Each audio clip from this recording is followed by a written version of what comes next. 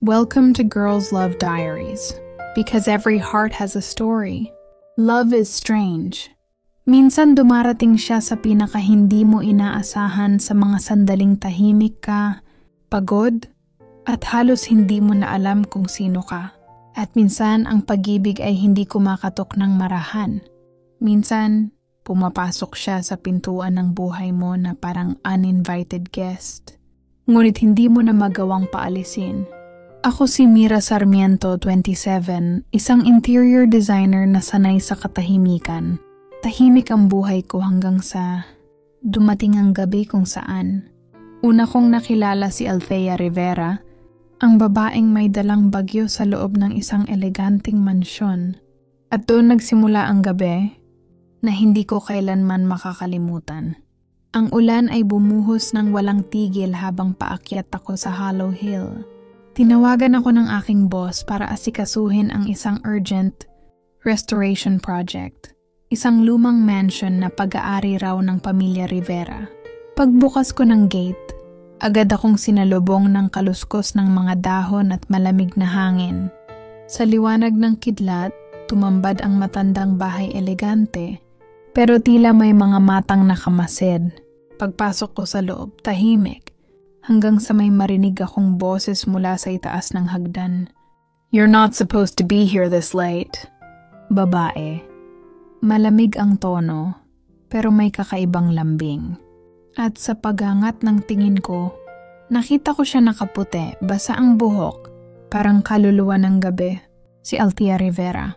Kinabukasan, habang inaayos ko ang mga planong isusumite, dumating siya ulit. May hawak na kape, ngumiti ng bahagya. "I'm sorry about last night," sabi niya. "I wasn't expecting anyone to arrive that late." Ngumiti ako pero may kaba. Hindi ko alam kung dahil sa lamig ng paligid o dahil sa presensya niya. May aura siyang hindi ko maipaliwanag, isang uri ng kalungkutan na maganda. Habang tinitingnan ko siya, parang may gumuhit na kuryente sa pagitan naming dalawa. At doon ko unang naramdaman ang kakaibang paghila ng gabi. Naanyayahan akong i-check ang lumang portrait room. Dozens of paintings covered in white cloth. Isa-isa ko silang binuksan. At sa dulo, may isang larawan na tila bagong gawa. Larawan ni Althea. Pero iba mas luma, mas malalim ang tingin. "That's my mother," bulong niya. "She looked just like me." Napatigil ako. Parang biglang lumamig ang paligid. At sa sandaling iyon, alam kong may mas malalim na kwento ang mansion na ito. Tuwing gabi, naririnig ko ang mga yabag sa labas ng kwarto. At minsan parang may boses na tumatawag sa pangalan ko. Mira. Pagbukas ko ng pinto, wala naman. Ngunit minsan, sa dulo ng hallway, nakikita kong nakatayo si Althea.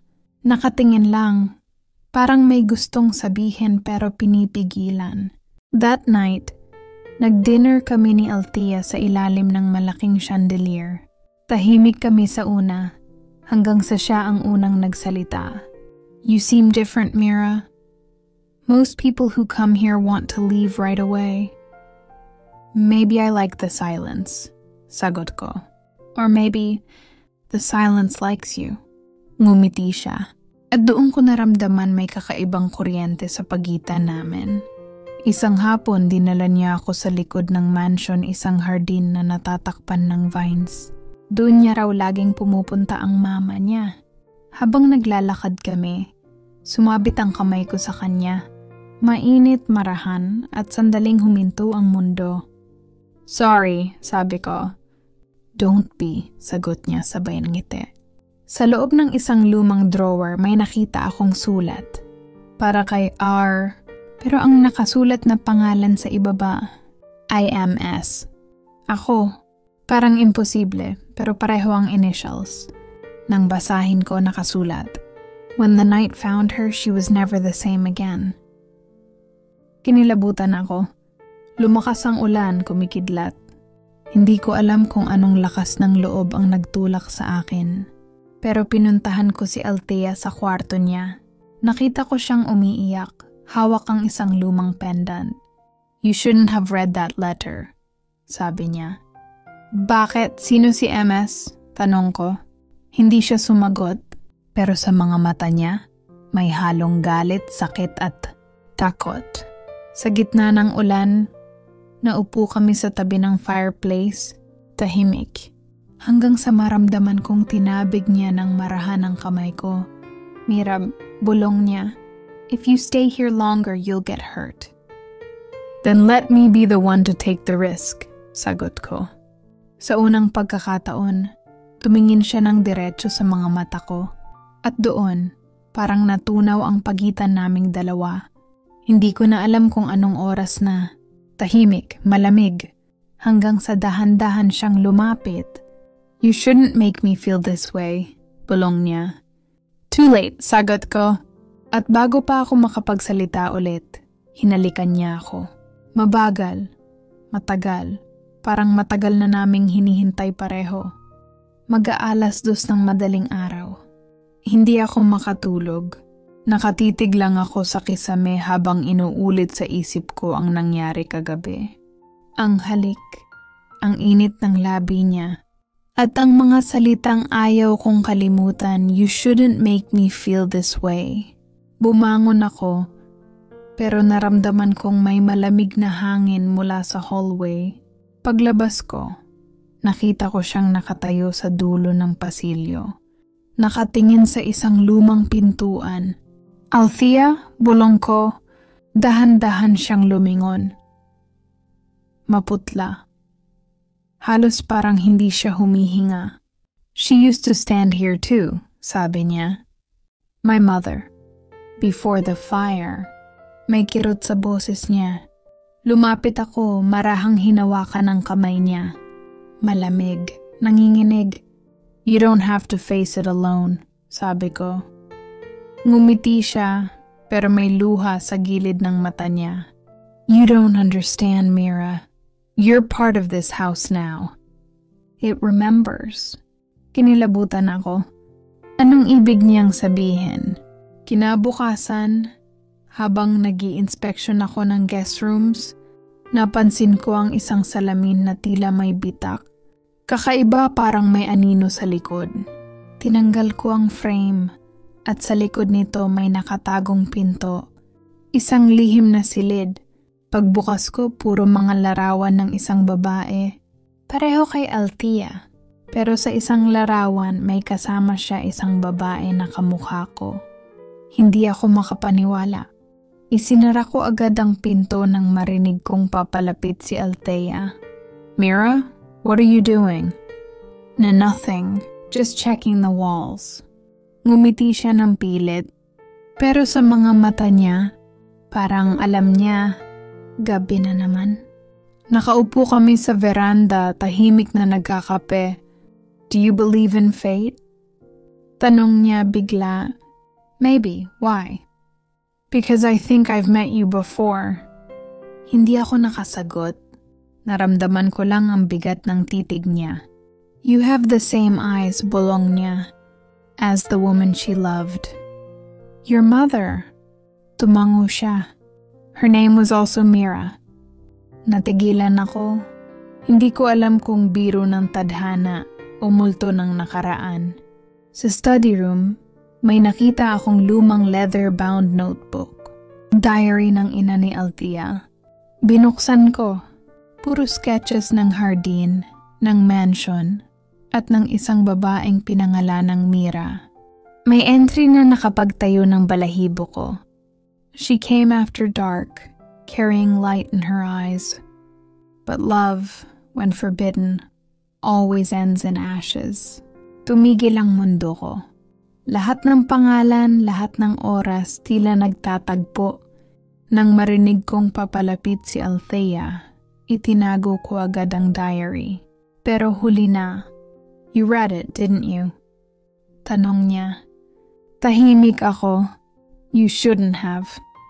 Ngunit imbes na galit, may luha sa mga mata niya. At sa gitna ng katahimikan, narinig kong bumulong siya. "What if you're her?" Hindi ko alam kung panaginip o totoo. Nasa gitna kami ng garden, basang-basa sa ulan. "Althea, you're shaking," sabi ko. I don't care. Tell me, Mira. If I told you I've seen this before, would you believe me?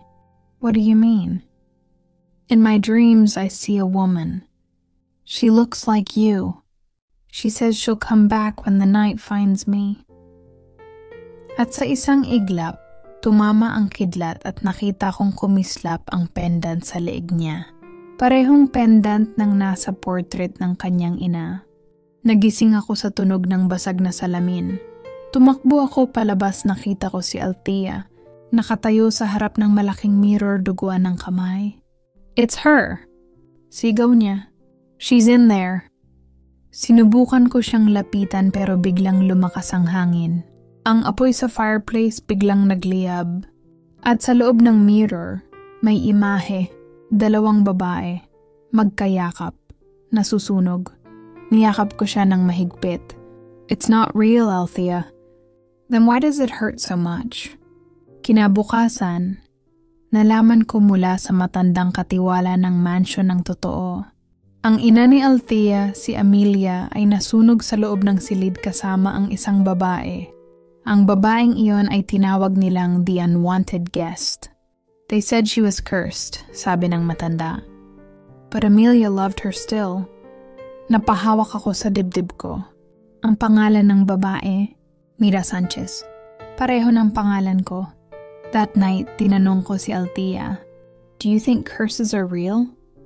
"No, but memories are. And sometimes they live inside us." Tahimik kaming nagkatitigan. "If I'm really her," sabi ko, "what happens now?" "Then maybe this time we don't burn." At hinawakan niya ang kamay ko. Mainit, totoo. Umulan ulit. Pero ngayong gabi, hindi na ako natatakot. Sa gitna ng ulan, lumapit siya sa akin. Basang buhok, nanginginig pero matatag ang mga mata. "Mira," sabi niya, "even if this house forgets us, I won't." "Then kiss me before it does," sagot ko. At sa ilalim ng ulan, muli kaming nagtagpo. Hindi gaya ng dati, hindi para magtago, kundi para mabuhay. Kinabukasan tumila ang ulan. Tahimik ang mansion, parang huminga ng malalim. Habang paalis ako, lumingon ako sa hagdan. Wala na si Althea, ngunit sa hangin, parang may narinig akong boses. When the night found her, lumapit ako sa bintana. At dun ko siya nakita nakatayo sa hardin, nakangiti, tila nagsasabing, "We did it right this time." Ngumiti ako. When the night found her, she finally stayed. 5 taon na ang lumipas mula nang iwan ko ang Hollow Hill. May bagong buhay na ako sa Maynila, bagong trabaho, bagong lungsod, bagong pangalan. Pero tuwing gabi, sa pagitan ng katahimikan, naririnig ko pa rin ang ulan. At sa ulan ang boses niya, "When the night finds you again, don't be afraid." Akala ko multo lang iyon ng alaala. Hanggang sa isang araw, habang nagdi-design ako ng bagong kafe, may boses na tumawag sa likuran ko. "Excuse me, Miss Mira?" Napalingon ako at halos hindi ako makahinga. Siya, si Althea, ngunit iba, mas maikli ang buhok, mas matatag, pero pareho ang mga mata. Pinilit kong magpanggap na normal. "You're the designer, right?" "I'm Thea, the new co-owner." Ngumiti siya. Walang bakas ng pagkilala, parang estranghero. Pero nang magtagpo ang mga mata namin, may sandaling katahimikan.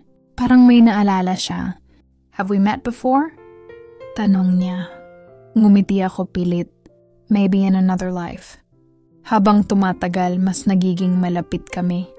Lagi siyang nag-aalok ng kape, nagkukwento tungkol sa ulan, sa mga lumang bahay. "I love the smell of rain," sabi niya minsan. "It feels like home." Napangiti ako. "Me too." Pero sa bawat ngiti niya, may kirot. Dahil alam kong minsan, doon kami nagsimula at natapos. Isang gabi, habang naglilinis ako ng studio, may iniabot siya. Isang maliit na kahon. Pagbukas ko, nanlambot ang tuhod ko. Ang pendant. Parehong pendant na nawala sa mansion. "I found it in one of the boxes we bought from an antique shop," sabi niya. You can have it if you like. Tumingin ako sa kanya. Where did you say you got it? Somewhere in Tagaytay. The seller said it came from a burned-down estate. Hollow Hill. Naramdaman kong tumigil ang oras. That night, nanaginip ako. Nasa garden kami ulit. Umuulan. At si Althea o Thea ngayon nakasuot ng parehong damit gaya noong unang beses kaming nagkita. Don't leave me again, sabi niya sa panaginip. I didn't, you did. Nagising ako na umiiyak. At sa tabi ng kama, nandoon ang pendant bukas at kumikislap. Hindi ako mapakali. Kaya nagdesisyon akong bumalik sa Hollow Hill. Pagdating ko roon, puro abo na lang. Pero habang naglalakad ako, may nakita akong lumang larawan sa lupa ako at siya, sa harap ng hardin. At sa likod ng larawan nakasulat, When the night finds us again, remember, we were never strangers. Pagbalik ko sa Maynila, tulala ako. Tia noticed. You okay? Yeah, just memories. You know, sometimes I dream of a place on a hill. Big house, candles, rain. Familiar, right? Natigilan ako. Do you believe in past lives? Maybe, sabi niya. Because every time I see you, I feel like I've lost you before. Umuulan na naman? Tumingin siya sa bintana. You always get quiet when it rains, sabi niya. Because I remember too much, sagot ko. Lumapit siya sa akin. At sa unang pagkakataon, hinawakan niya ang mukha ko dahan-dahan parang natatakot. Then let me remind you of something else. At hinalikan niya ako. At sa halik na yon, parang biglang bumalik lahat. Ang mansion, ang ulan, ang mga apoy. Mira, you remember now? I don't know. But when I kissed you, I saw her. I saw us. Pareho kaming umiiyak. Dahil alam naming may mga alaala na bumabalik hindi sa isip, kundi sa puso. Maybe we're meant to finish what they couldn't. Or maybe we already are. Bumalik kami sa Hollow Hill ng magkasama. Tahimik ang gabi, parang humihinga ulit ang lupa. Pagpasok namin, may liwanag sa gitna ng hardin. Doon, nakatayo ang dalawang anino magkahawak kamay. Mami, ngunit sina Amelia at ang unang Mira. Ngumiti ang mga anino bago tuluyang naglaho sa liwanag. They're free now, sabi ko. No, sagot ni Tia, we are. Pagkatapos ng lahat, lumipas ang mga buwan na parang panaginip. Bumalik kami sa normal na buhay, pero may kakaibang katahimikan sa pagitan namin hindi nakakatakot, kundi mapayapa. Thea started painting again. Ako naman nagsusulat. You should call it When the Night Found Her, sabi niya.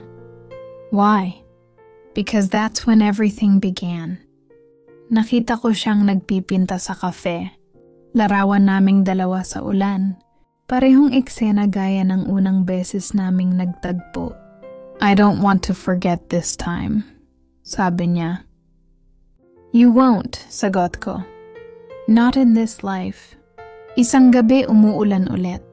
Tumigil siya sa harap ng kafe. Bit-bit ang pendant. You said once that love doesn't ask permission, sabi niya. So I won't ask either. Lumuhod siya. Stay with me. In this life. In every life after. Tumulo ang luha ko habang tinanggap ko ang pendant. Always. Ginawa namin ang simpleng seremonya sa hardin kung saan kami unang nagtagpo. Walang marami. Walang ingay, puro ulan, kandila, at dalawang pusong bumalik sa isa't isa. When the night finds us, ni sabi niya, promise me you'll stay. Even when the fire comes, sagot ko. At hinalikan ko siya.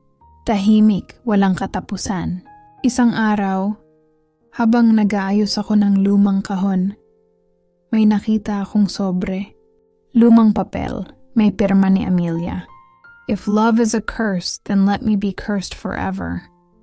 Because in every lifetime I will find her again. Niyakap ko ang liham habang umiiyak.